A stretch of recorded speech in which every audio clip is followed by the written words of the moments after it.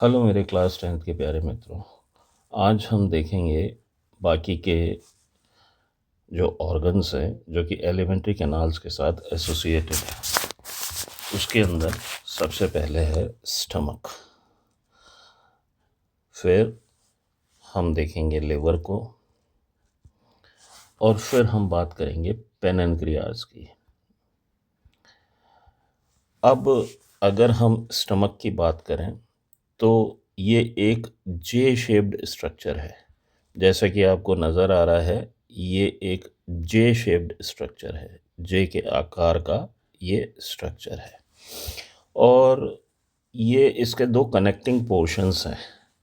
पहला connecting portion है इसका ईसोफेगस, क्योंकि जो फूड पाइप है जिसके थ्रू हम खाना खा रहे हैं वो आके जो है इससे जुड़ता है, और जहाँ पर ये जुड़ता है वहाँ पर एक वाल्व प्रेजेंट है। यानी कुछ ऐसी मसल्स हैं जो एक वाल्व की तरह बनी होती हैं, जिनको हम कहते हैं स्पिंचर मसल्स। ये जो स्पिंचर मसल्स हैं ये डायरेक्टली खाने को इसके अंदर नहीं आने देती। यानी एक निवाला आएगा, फिर दूसरा आएगा, फिर तीसरा आएगा। इस तरीके से स्लोली स्लोली जो है वो फूड जो है वो हमारे स्टमक के अंदर एंटर करेगा। अब दूसरा जो पार्ट है जिससे हमारी स्मॉल इंटेस्टाइन का जो फर्स्ट पार्ट है डियोडनम, वो जुड़ा हुआ है। ये फर्स्ट पार्ट कहलाता है डियोडनम, और इससे जो है वो हमारी स्टमक जो है वो जुड़ी हुई है। अब इसके अंदर अगर हम देखें तो ये जो स्टमक वाला पार्ट है इसके अंदर एक ग्लैंड है जो कि म्यूकस ग्लैंड्स हैं, और ये कुछ गैस्ट्रिक जूसेस जो हैं वो सीक्रेट करते हैं। स्टमक के अगर हम देखेंगे तो तीन पार्ट्स हमको नज़र आएंगे। पहला पार्ट जो है वो फंडस है, दूसरा कार्डिक, और तीसरा पाइलोरिक। जो फंडस पार्ट है वो कनेक्टेड है हमारा ईसोफेगस के साथ, और जो पाइलोरिक वाला पार्ट है वो कनेक्टेड है डियोडनम के साथ। तो यहाँ पर भी एक स्पिंचर मसल्स होती है जिसको हम पाइलोरिक स्पिंचर मसल्स कहते हैं, और ये जो है वो अगेन फूड जो होता है उसको धीरे धीरे स्मॉल इंटेस्टाइन के अंदर डियोडनम के थ्रू जो है वो पास करेंगे। स्टमक की अगर हम लेंथ की बात करें तो ये 20 से 30 सेंटीमीटर इसकी लेंथ होती है, और अगर हम कितनी इसकी कैपेसिटी की बात करें स्टमक की तो इसमें तकरीबन 1.5 लीटर से 1.5 लीटर से 4 लीटर तक का फूड जो है इसके अंदर ऑक्यूपाई हो सकता है। इसके अलावा अगर हम देखेंगे तो यहाँ कुछ गैस्ट्रिक ग्लैंड्स भी पाए जाते हैं, जो कि यहाँ कुछ सेल्स होते हैं जो ऑक्जेंटिक सेल्स उनको बोलते हैं। ये ऑक्जेंटिक सेल्स जो हैं वो हाइड्रोक्लोरिक एसिड को रिलीज़ करने का काम करते हैं।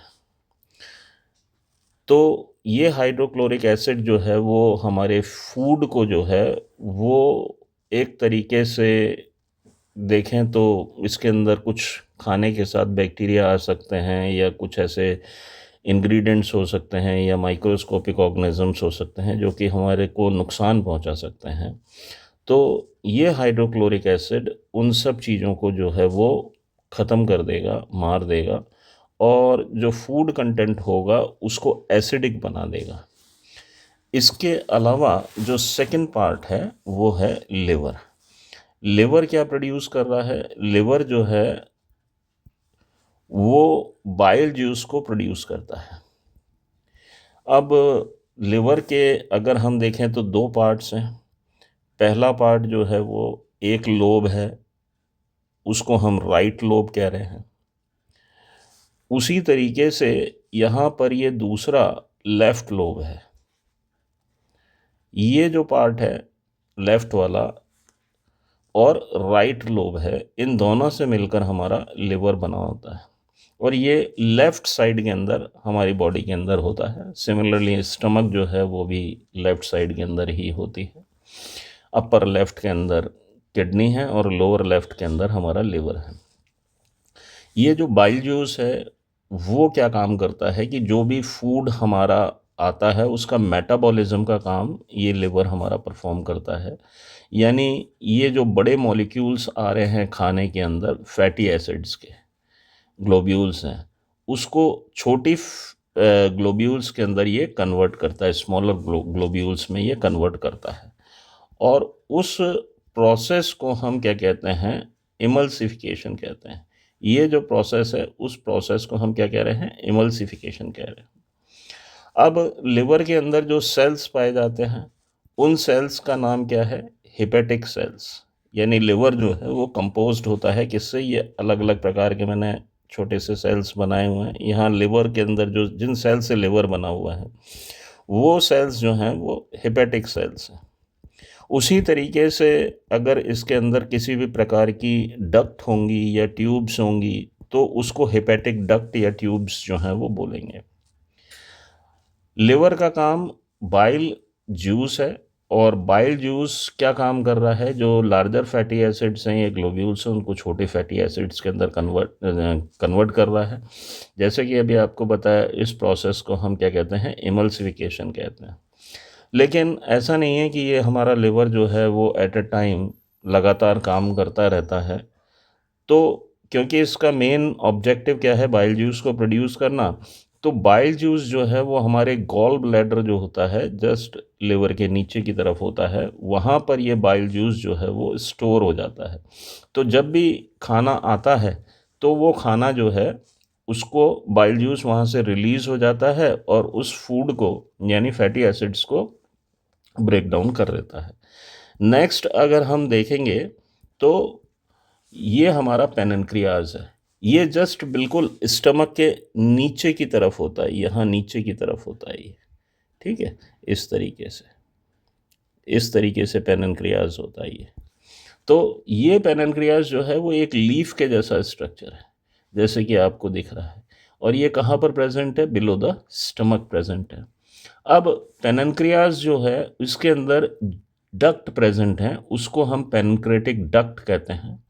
और ये जिन सेल से बना हुआ है, ये 3 टाइप्स के सेल इसके अंदर हमको देखने को मिलते हैं। 3 टाइप्स के सेल्स जो हैं वो इसके अंदर हमको देखने को मिलते हैं। वो कौन कौन से हो गए, ये 3 टाइप्स के सेल्स हैं। इनका जो नाम है वो क्या है, आइसोलेट ऑफ लैंगरहैंस। इन सेल्स को हम क्या कहते हैं, आइसोलेट ऑफ लैंगरहैंस बोलते हैं। ये अलग अलग प्रकार के हार्मोन्स प्रोड्यूस करते हैं, आइसोलेट ऑफ लैंगरहैंस, और हमारे लिए बहुत इम्पॉर्टेंट होते हैं। अब कौन कौन से होते हैं आइसोलेट ऑफ लैंगरहैंस, एक तो हो गया बीटा सेल्स, सेकंड है अल्फा सेल्स, और थर्ड है डेल्टा सेल्स। ये तीनों जो हैं वो अलग अलग हार्मोन्स जो हैं वो प्रोड्यूस करते हैं। जैसे बीटा सेल्स जो हैं वो प्रोड्यूस कर रहा है इंसुलिन हार्मोन। जैसे कि आप जानते हैं इंसुलिन क्या करता है कि जो हमारा फूड होता है उस फूड को कन्वर्ट कर देता है ग्लूकोज के अंदर।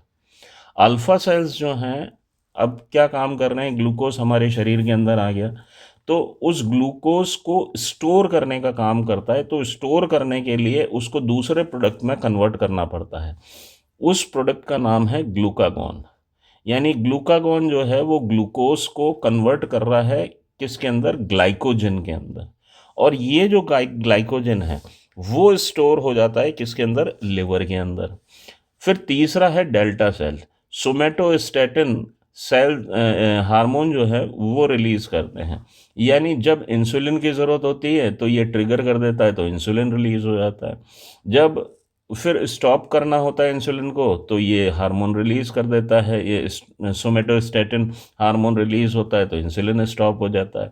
ग्लूकागॉन को मतलब एक तरीके से ये कंट्रोल करने का काम करता है इंसुलिन को और ग्लूकागॉन नाम के हार्मोन्स को। नेक्स्ट अगर हम देखेंगे तो जो हमारा पार्ट है वो क्या है, स्मॉल इंटेस्टाइन। अब स्मॉल इंटेस्टाइन जो है वो उसके भी 3 पार्ट्स हैं।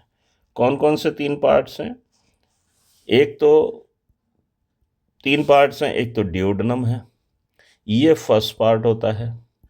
दूसरा है जियोजनम, ये मिडल पार्ट होता है। और ईलियम, ईलियम जो है वो फाइनल और लॉन्गेस्ट सेक्शन होता है हमारी स्मॉल इंटेस्टाइन का। अब टोटल ये तीनों मिलकर कितने होते हैं, 20 फीट्स के करीब जो है वो हमारी स्मॉल इंटेस्टाइन होती है। और तकरीबन ये एब्जॉर्ब कर लेती है। ये मेन काम क्या होता है इसका, एब्जॉर्प्शन और एसिमिलेशन का काम होता है।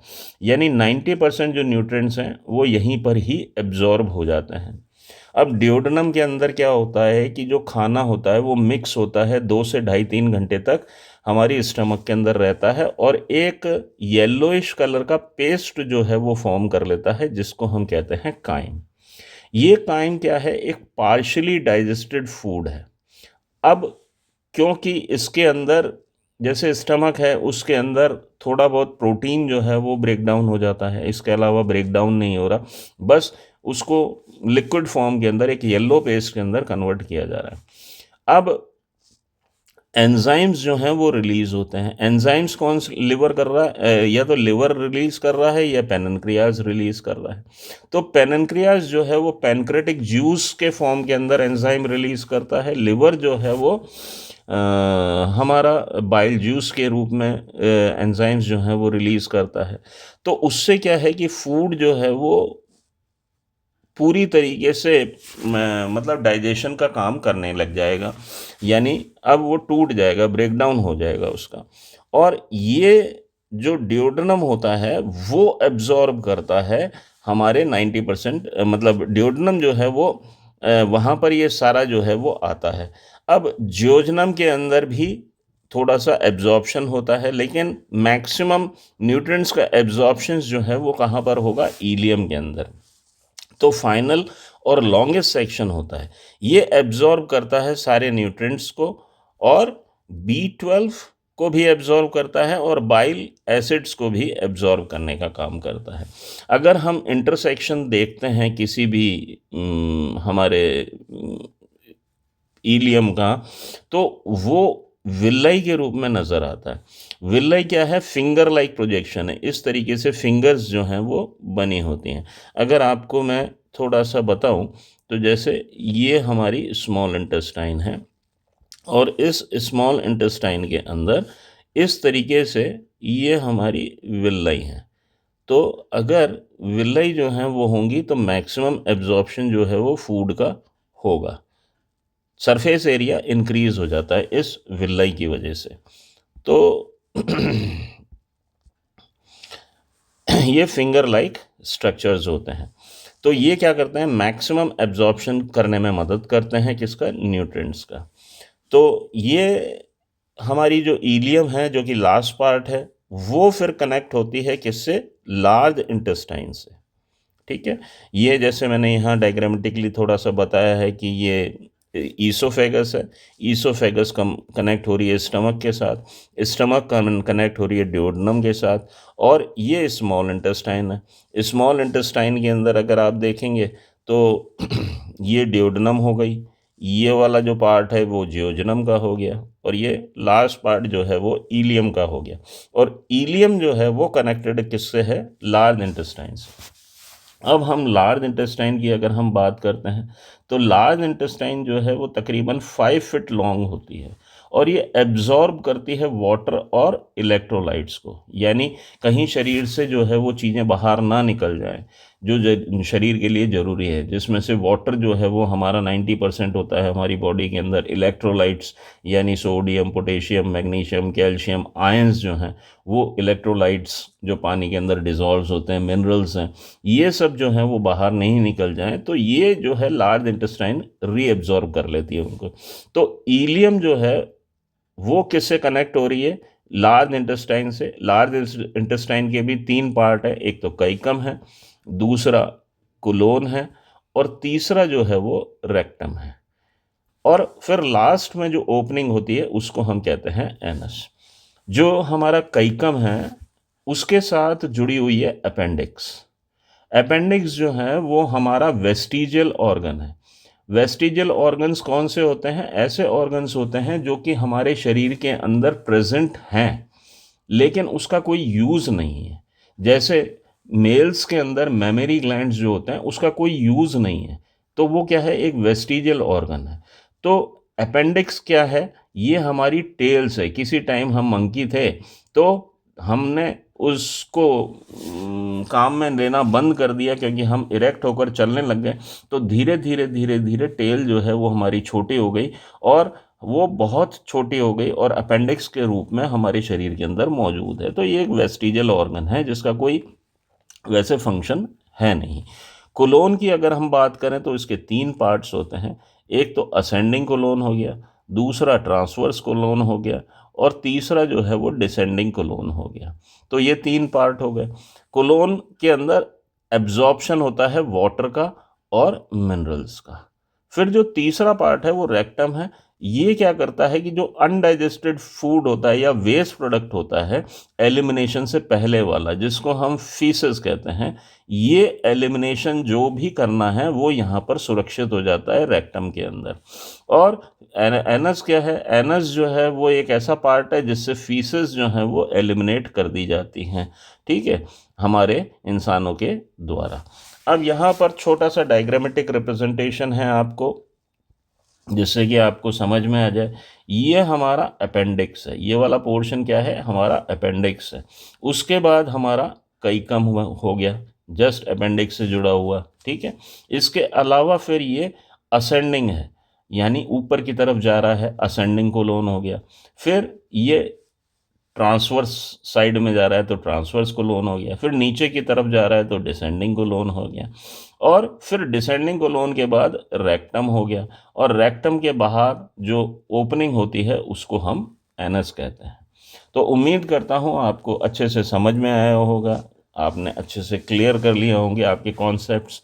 और अगर आपको सारी चीज़ें क्लियर हो गई हैं तो please do like and subscribe my channel. Thank you.